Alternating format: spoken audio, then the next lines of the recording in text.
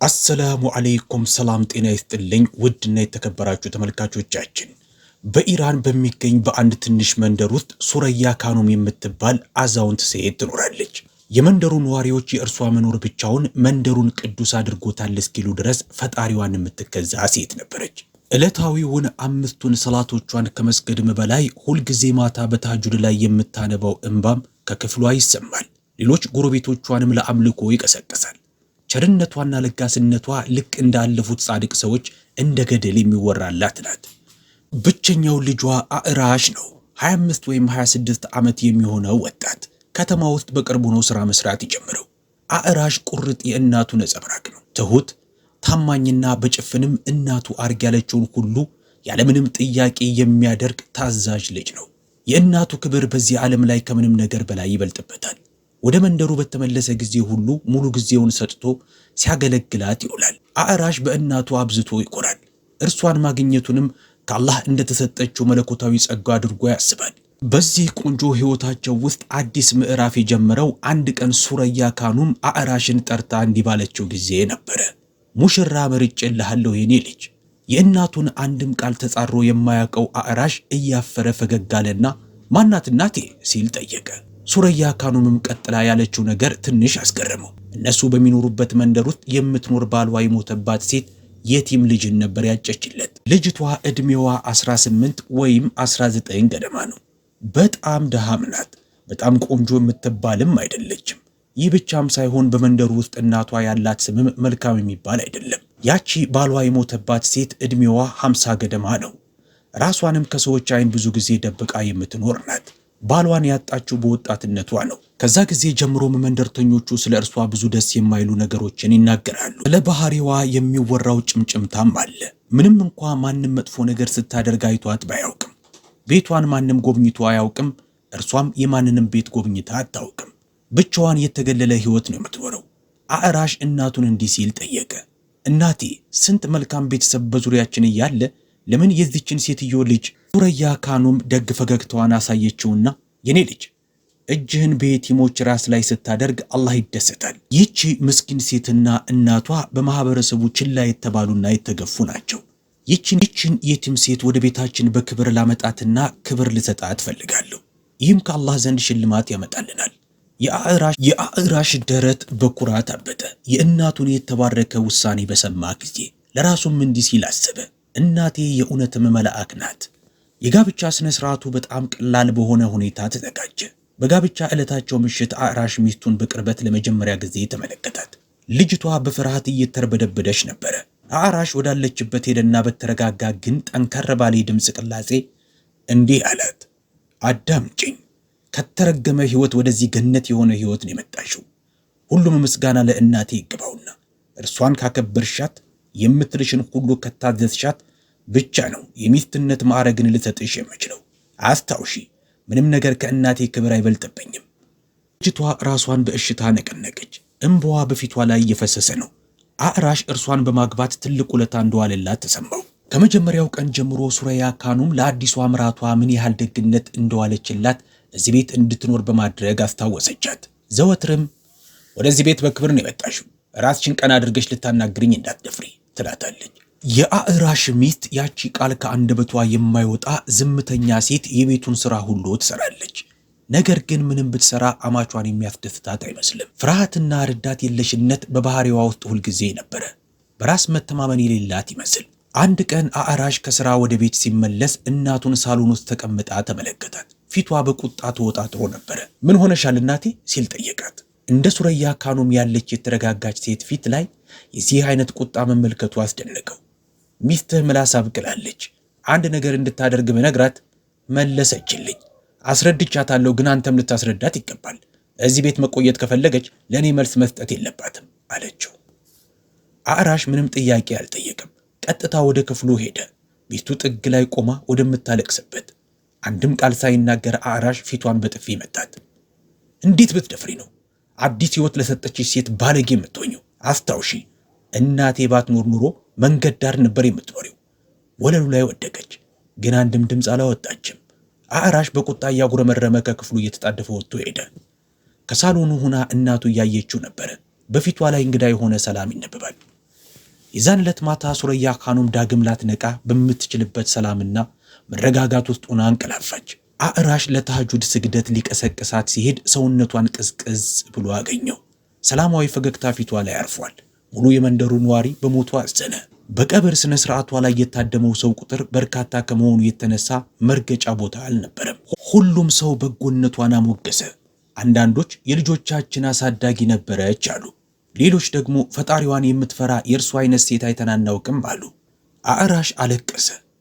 ነገር ግን በውስጡ እንግዳ የሆነ ሰላም ተሰምቶታል። እናቱ ይህንን ዓለም አላህን በማምለክ ላይ ሆና ጥላ በመሄዷ የቀብር ስነ ስርዓቷ ተጠናቀቀ።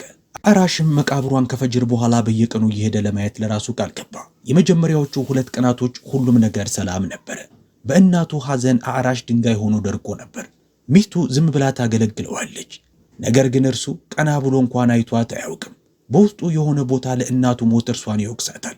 ምናልባትም እናቷ ልትቋቋመው ያልቻለችውን ነገር ተናግራት ይሆናል የሞተችው በማለት ያስባል። በሶስተኛው ቀን ከፈጅር ሰላት በኋላ ጎህ ከመቅደዱ በፊት አዕራሽ ወደ መቃብር ስፍራው ሄደ። ቀዝቃዛ ጠዋት ነበረ። አየሩን በጭጋጉ ተሸፍኗል። ከርቀት በመቃብሩ አጠገብ አንዳች የሚነድ ነገር ተመለከተ። ፈራ። ምናልባትም የሆነ ሰው ሙቀት ለማግኘት ሲል እሳት አያይዞ ይሆናል ሲል አሰበ። ነገር ግን ወደ መቃብሩ እየቀረበ ሲመጣ ደሙ ቀዘቀዘ። እሳቱ በእናቱ መቃብር ላይ ነበር የሚነደው። እሳቱ ነዲድ እንደተለመደው ቀይም አይደለም፣ ይልቁንም እንግዳ በሆነ ሰማያዊ ነበልባል የተከበበ ነበረ። ከውስጥ እሳቱ አስፈሪ ሆኖ እየተንቀለቀለ አየ። የታፈነ የሲቃ ጩኸት፣ የስቃይና የተስፋ መቁረጥ ለቅሶ ተሰማው። የፈራው አዕራሽ ማን ነው ሲል ጮኸ። ነገር ግን ማንም ሰው አልነበረም። እንደ እብድ ሰው እየተጣደፈ ወደ መስጊዱ የውሃ ኮረጆ ጋር ሄደ። ውሃ አምጥቶ በመቃብሩ ላይ ደፋበት። ውሃ መሬቱን እንደነካ እሳቱ ቀስ በቀስ ጠፋ። ነገር ግን የተቃጠለው አፈር ጠረንና የሲቃ ጩኸቱ በአየሩ ላይ ተንጠልጥሎ የቀረ ይመስላል። እየተንቀጠቀጠ አዕራሽ ወደ ቤት ተመለሰ። ምናልባትም በምናቢ ይሆናል ሲል አሰበ። ምናልባትም ሐዘኑ እያሳበደኝ ይሆናል ሲል አሰበ። በማግስቱ በፈጅር ሰላት ወቅት ተመሳሳይ ትዕይንት፣ ተመሳሳይ እሳት፣ ተመሳሳይ አስፈሪ ጩኸት ሰማ።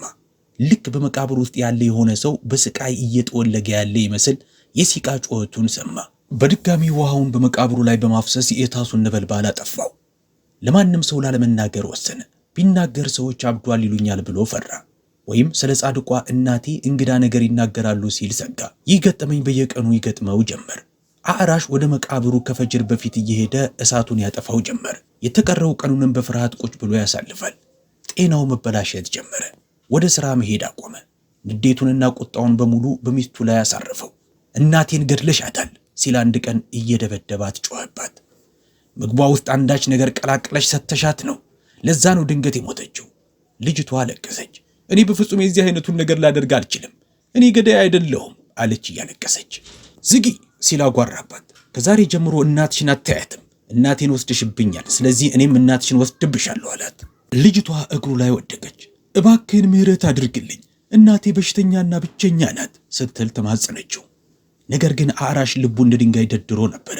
ስቃዩን መሸከም ስላቃተው አዕራሽ ወደ መንደሩ ታላቅ የሃይማኖት መሪ አጋ ሳሂብ ዘንድ ሄደ። ኢማሙ በ60ዎቹ የዕድሜ ክልል ውስጥ የሚገኙ አዛውንት የአዕራሽን ታሪክ በጥንቃቄ አዳመጡ። ሁሉንም ነገር ከሰሙ በኋላ ግንባራቸውን አጨማደዱ።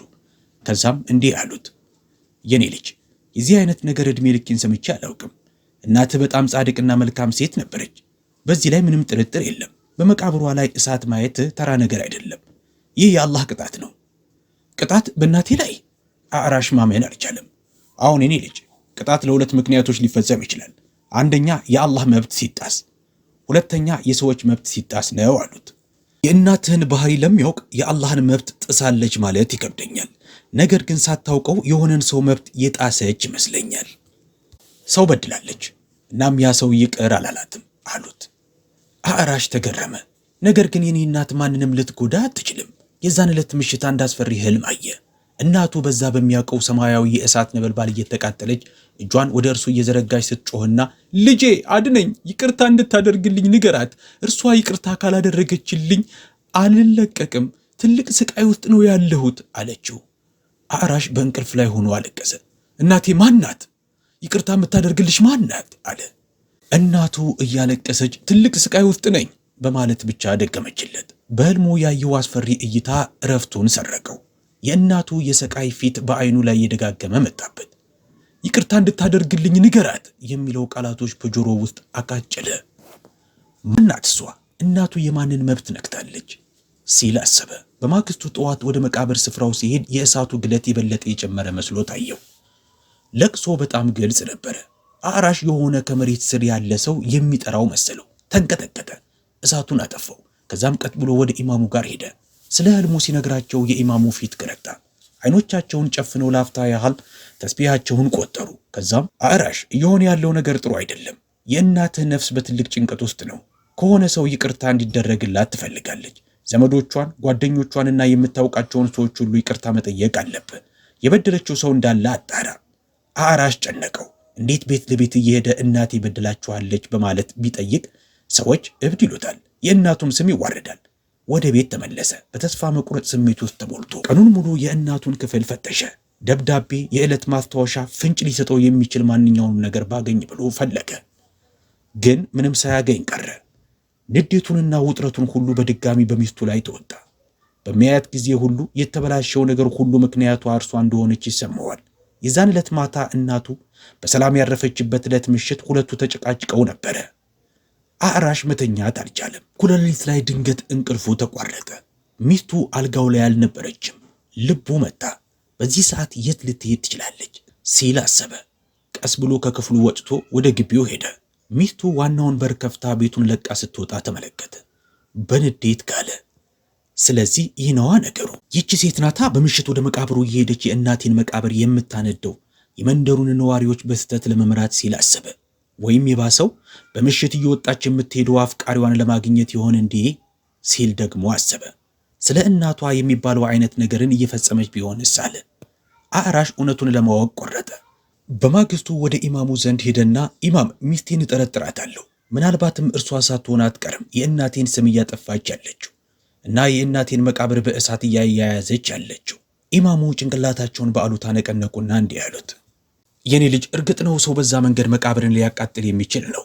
ነገር ግን ከመቃብሩ ውስጥ የሚመጣው ጩኸት የሰው ሥራ አይደለም። ነገር ግን ጥርጣሬ አሁንም ጠንካራ ከሆነ አንድ ነገር መደረግ አለበት። ከባድ ነው፣ ግን ሌላ መንገድ ከዚህ ውጭ አይታየኝም አሉት። እርሱም ምንድን ነው ሲል ጠየቃቸው። የእናትህን መቃብር መቆፈር አለብህ። ዘለለ። መቃብር መቆፈር? እርሱ እኮ ኃጢአት ነው። አሁን ኃጢአት ነው። ነገር ግን አንዳንድ ጊዜ እውነቱን ለማወቅና ሟችን ከትልቅ ስቃይ ለመታደግ ይፈቀዳል። ቆፍርና ውስጡ ምን እንዳለ ተመልከት። ይህ የእውነት የአላህ ቅጣት ነው ወይስ የሚስትህ ሴራ ነው? የሚስትህ ሴራ ከሆነ እንይዛታለን። ቅጣት ከሆነም ሌላ ነገር ማሰብ ይኖርብናል። አዕራሽ ይህንን ማድረጉ ተገቢ መሰለው። የዛን ዕለት ማታ ይህንን ለማድረግ ወሰነ። ሙሉ መንደሩ መተኛቱን አረጋግጦ ድቅድቅ ባለው ጨለማው ሰዓት አዕራሽ መቆፈሪያውን ተሸክሞ ወደ መቃብር ስፍራው ሄደ። ሚስቱ በጥልቅ እንቅልፍ ላይ ነበረች። የመቃብሩ ዝምታ በፍርሃት ሞላው። ከእናቱ መቃብር አጠገብ ቆመ። ምንም አይነት እሳት አሁን አልነበረም። ድምፁም ጠፍቷል። ቢስሚላህ አለና መቆፈር ጀመረ። እጁ ተንቀጠቀጠ። አፈሩን ማስወገድ እንደጀመረ ሰው ሊያየኝ ይችላል በማለት ዙሪያ ገባውን ተመለከተ። ቁፋሮው ሊጠናቀቅ ጥቂት ቀረው። በዚህ ጊዜ የእናቱ በከፈን የተጠቀለለ ሰውነት ታየው። ነገር ግን ሌላው ያየው ነገር ከእግሩ ስር ያለው መሬት እንዲሰነጠቅ ያደረገ መሰለው። በመቃብር ውስጥ በእናቱ ደረት ላይ የሆነ ነገር ተቀምጦ ነበረ። ያየውን ነገር ባለማመን ጮኸ። ህሊናውን ስቶም ወደቀ። ለምን ያህል ጊዜ ህሊናውን ስቶ እንደወደቀ የሚያውቅ የለም። ወደ ራሱ ሲመለስ በመቃብር ውስጥ ያለው እይታ አልተለወጠም። በፍርሃት ተንቀጠቀጠ። አዕራሽ በእናቱ ደረት ላይ የሆነ ነገር መኖሩን ተመለከተ። በከፈን ውስጥ እጁን ዘረጋ። የቆየ ፋይል ነበረ። የፋይሉን ጠርዝ ያዘውና ከዛም ጎትቶ ከመቃብሩ አወጣው። ወዲያውኑ መቃብሩን በአፈሩ ሸፈነው። ከዛም እንደ እብድ እየሮጠ ወደ ቤቱ ሄደ። ቁና ቁና እየተነፈሰ ነበረ። በፍርሃት ሊወድቅ ጥቂት ነበር የቀረው። ወደ ቤቱ ሲገባ በድጋሚ የሚስቱን አለመኖር አረጋገጠ። በአዕራሽ አእምሮ ውስጥ እሳት ተነሳ። በአንድ በኩል በእናቱ መቃብር ውስጥ ያየው አስፈሪ ትዕይንት፣ በሌላ በኩል የሚስቱ ክህደት ናላውን አዞረው። ፋይሉን እንደያዘ በድጋሚ ወደ ውጭ ወጥቶ ሄደ። ሚስቱ እናቷ ቤት እንደሄደች እርግጠኛ ነበረ። እጅ ከፍንጅ ይዞ ትምህርት ሊሰጣት ወሰነ። ጋለሞቷ ቤት ደረሰ። በሩን ገርበብ ብሎ አገኘው። ከውስጥ የለቅሶ ድምፅ ተሰማው። በሩ ጋር ድምፁን አጥፍቶ ቆመ። አዳመጠ። የሰማው ነገር አድርቆ ያስቀረው ነበረ። ውስጥ ሚስቱ እናቷን ይዛ እያለቀሰች እንዲህ ትላለች። እናቴ ያቺ ሴት የዛ አይነት ጭካኔ በእኛ ላይ ፈጸመችብን። አሁን አላህ እንዴት እንደሚቀጣት ተመልከቺ። ሁሉም ሰው ጻድቅ እያለ ነበር የሚጠራት። አሁን ግን በመቃብሯ ላይ እሳት አለ። ግን የኔ ባል ምንም ነገር አልገባውም። አሁንም ይበድለኛል። አንቺንም እንዳይሽ አይፈቅድልኝም። ዛም አማቹም ታገሽ የኔ ልጅ፣ አላህ የሚያደርገው ሁሉ ለበጎ ነው አለቻት። አማችሽ ይቅርታ እንድታገኝ ዱዓ አድርጊላት። በዚህ ጊዜ የአዕራሽ ሚስት እንዲህ አለች። እናቴ እንደምንም እነዛን የውል ወረቀቶች መመለስ ብንችል ቤታችንን እናስመልሳለን። ውል የሚለውን ቃል እንደሰማ የአዕራሽ እጅ ከእናቱ መቃብር ባመጣው ፋይል ላይ አረፈ። በእጁ የያዘውን ፋይል ተመለከተ። የዛ ቤት የህግ ወረቀቶች ነበሩ። እናቱ እነዚህን ወረቀቶች ከሳጥን ውስጥ አውጥታ አታውቅም። ይህ የህይወቴ ትልቁ ሀብት ነው ትለው ነበረ። ይህ ወረቀት በእናቱ መቃብር ውስጥ እንዴት ሊገባ ቻለ? እነዚህ ሴቶችስ ስለዚህ ወረቀት እንዴት ሊያውቁ ቻሉ?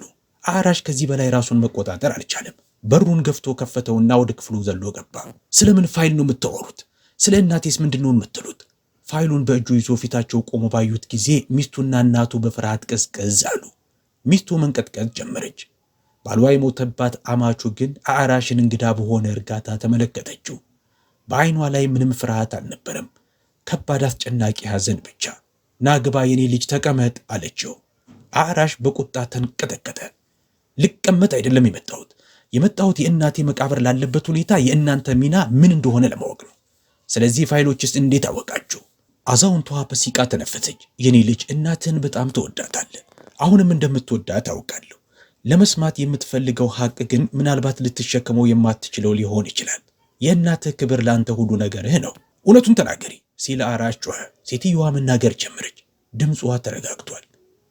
ነገር ግን እያንዳንዱ ቃላቶቿ አዕራሽን ልክ እንደ መዶሻ ነበር የመታው። ከወተወትከኝ አለች። አዳምጠኝ እንግዳውስ። እናትህ ሱረያ ካኑም ሙሽራ ሆና ወደዚህ መንደር ስትመጣ ከእናትህ ቤት አጠገብ ካለው ቤት ውስጥ ነበር የምኖረው።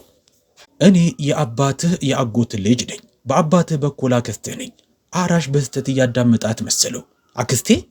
አሁን የኔ ልጅ፣ ያ ቤት የኔ ብለህ የምትኖርበት በእውነቱ የአባቴ ቤት ነበረ። ካገባው በኋላ አያቴ በእኔ ስም ነበር ያስመዘገበው። እኔም ወደ ባሌ ቤት ስሄድ ቤቱ ባዶውን ቀረ። ያንተ ወላጆች ያኔ በችግር ውስጥ ነበር የሚኖሩት። እኔም የራሳችሁን ቤት እስክትገነቡ ድረስ በእኔ ቤት ኑሩ አልኳቸው። አይኖቿን ጠረገች። እናትህ ሱረያ የተማረች ሴት ነበረች። እኔ መሐይም ስለነበርኩ አመንኳት። በአማቾቼ ቤት ስኖር አማቼና ዋርሳዬ አሰቃዩኝ። የባሌን ንብረት ለመውሰድ ሞከሩ። በፍርሃት የዚህን ቤት ወረቀት ለእናትህ ባደራ ሰጠኋት። እኔም እህቴ ይህንን ጠብቀሽ አኖርልኝ፣ ችግሬ ሲያልፍልኝ መልሼ ወስደዋለሁ አልኳት። እናትህ ግን የመከረችኝ ሌላ ነው። እንደዚህ ያሉ ዶክመንቶችን በዚህ መንገድ መያዝ ደህንነቱ የተጠበቀ አይደለም። ንብረትሽን በእኔ ስም አዙሪው፣ እኔ ጠብቅልሻለሁ። አታምኝኝም አለችኝ። በጣፋጭ አንደበቷ ተሸወድኩ። ወደ ምዝገባ ቢሮ ወሰደችኝ። እኔ ያልተማርኩ ነኝ፣ ፊደል አልቆጠርኩም። በአውራ ጣቴ እንድፈርም ነገሩኝ። ፈረምኩ። ቤቴን አሳልፌ እየሰጠው መሆኔን አላወቅኩም ነበረ። መሬቶቼን፣ ያለኝን ነገር ሁሉ በእርሷ ስም እያዘውርክ መሆኔ አልገባኝም ነበር። ከዓመት በኋላ አባቴ ሞተ። እውነቱን የሚያውቀው እርሱ ብቻ ነበረ። እርሱ ከሞተ በኋላ የእናትህ እውነተኛ ፊት ተገለጠ። ስግብግብነት ያዛት። ቤቴን እንድትመልስልኝ ስጠይቃት ማንነቴን እንኳን አላወቀችም። ምን እሱ ብቻ ስትል ባሏ የሞተባት ሴት ድምጿ ተንቀጠቀጠ። በመንደሩ ውስጥ ስሜን ማጥፋት ጀመረች። እኔን ከመንደሩ ለማስባረር እንድትችል። እሷ የተማረችና የታመነች ነበረች። ሰዎች አመኗት። አንዳንድ ሰዎች በመንገድ ላይ እንዲጨቁኑኝ ገንዘብም ከፈለች። ስለ ባህሪ ጭምጭምታዎችን አስፋፋች። ህፍረቱን መቋቋም አቅቶት ባለቤቴ በልብ ህመም ሞተ። እኔም ከአማቾቼ ቤት ተባረርኩ። ከየቲሟ ልጄ ጋር መንገድ ላይ ቀረው። ይህ በእንዲህ እንዳለ እናት ሱረያ ካኑም በመንደሩ ውስጥ ጻድቋ መምህር በሚል ዝነኛ ሆነች። ልጄ ምን አጠፋች? በእኔ መዋረድ የተነሳ ማንም ሰው ሊያጫት አልፈለግም። ሰዎችም መጨረሻዋ እንደ እናቷ ይሆናል ማለት ጀመሩ። ከዛም እናት በድጋሚ ምህረት አሳየች። ልጄን ላንተ ዳረቻት፣ ግን በአንድ ቅድመ ሁኔታ ማንነቴን ላንተ ፈጽሞ ላልገልጽልህ በሚል ብገልጽ ልጄን ሕይወቷን እንደምታበላሸው ዛተችብኝ። አዕራሽ የልጅቷን ፊት እያየ ዝም አለ። መሬቱ ላይ ወደቀ። በእጁ ላይ ያለው ፋይል ተንቀጠቀጠ። ማልቀስ ጀመረ። መልአኳ እናቱ እንዲህ ትሆናለች ብሎ ፈጽሞ አላሰበውም ነበረ። አክስቱ እግር ላይ ወደቀ። አክስቴ ይቅርታ አድርጊልኝ፣ አላወቅኩም ነበረ። ለእናቴ ኃጢአት ይቅርታ እንድታደርጊላት እጠይቅሻለሁ። የሚስቱን እጅ ያዘ። ይቅርታ አድርጊልኝ፣ አንቺም አንቺን ለበደልኩሽ ነገር ሁሉ ምንም ይቅርታ አይገባውም አውቃለሁ። የዛን ዕለት ማታ አዕራሽ ከአክስቱና ከሚስቱ ጋር ወደ ቤቱ ተመለሰ። ፋይሉን ለአክስቱ መልሶ እየሰጠ ይህ ቤት ያንቺ ነው፣ ወረቀቱን ተቀበለችውና የኔ ልጅ ይህ ቤት ከእንግዲህ አያስፈልገኝም፣ አንድ ፍላጎት ብቻ ነው ያለኝ። እናትህ ሕይወቴን አመሰቃቅለዋለች፣ ለአላህ ብዬ ይቅር ብያታለሁ፣ አንተም ጸልይላት። የዛን ዕለት ሦስቱም አዕራሽ ሚስቱና አክስቱ አብረው ጸለዩ። እናም አላህ ለሱረያ ካኑም ይቅር እንዲላት ጠየቁ። በማግስቱ አዕራሽ ወደ መቃብር ስፍራው ሲሄድ ከፈጅር በፊት ሁሉም ነገር ተረጋግቶ አገኘው። በመቃብሩ ላይ እሳት አልነበረም። አስፈሪ ለቅሶም ከስር አይመጣም። በፈንታው ከመቃብሩ የሰላም ስሜት የሚያንጸባርቅ ይመስል ነበር። አዕራሽ ገባው። እናቱ በመጨረሻ ይቅርታ አግኝታለች። የተበደሉት መብት ሲመለስ አላህ ቅጣቱን አነሳው። አዕራሽ አክስቱን ከሚስቱ ጋር እንድትኖር ይዟት መጣ። ሚስቱንም ይቅርታ ጠየቀ። በተገቢው ፍቅርና ክብር አስተናገዳት። እናም ገባው እውነተኛ ማምለክ አላህን መገዛት መስገድና መጾም ብቻ ሳይሆን ይልቁንም የሌሎችን መብት መጠበቅም ማለት እንደሆነ ተረዳ። ከዚህ ታሪክ ሰው የሌሎችን መብት ሲጥስ አላህ ይቅር እንደማይላቸው እንረዳለን። ከበደሉት ሰው ይቅርታውን እስካላገኙ ድረስ የአላህን ይቅርታ ለማግኘት መጀመሪያ የበደሉትን ሰው መብት መልሶ ይቅርታቸውን ማግኘትን ይሻል። ለዛሬ ያበቃን። ይህንን ታሪክ ከየት ሆናችሁ እንደምትመለከቱና ሙሉን ካያችሁትም ጨርሰናል በማለት በኮሜንት ላይ ጻፉልን። ከወደዳችሁትም ላይክ ስጡን። በሌላ ቪዲዮ እስከምንገናኝ መልካም ጊዜ። አሰላሙ አለይኩም ወራህመቱላሂ ወበረካቱሁ።